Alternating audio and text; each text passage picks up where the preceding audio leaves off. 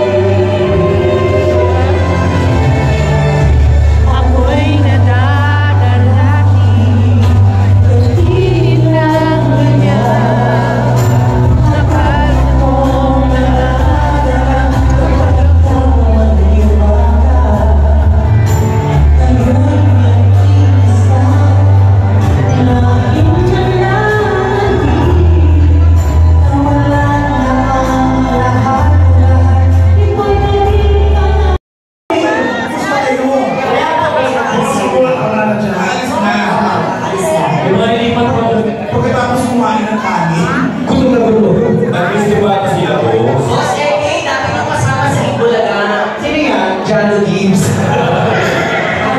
Cover version. Singer ka talaga sa ano, no? Italy. At ako yung babae ko ay sa inyo, girls. May nangyari na sa amin in the past. Grabe. Iba din sa galing Roma. Roma Beach. Sa Cavite. Iba yun, iba yun. Cavite. Kasi kumanta mas ng boses, diba? Kurang singer ka talaga. May banda ka. Wala kang banda. Wala kang banda. Makihinig ka talaga. Kapag boy, kumusta ka naman lang? Ay, pinalik, boss. Sila ko si Mapo. Kasi may tagawalong ka po.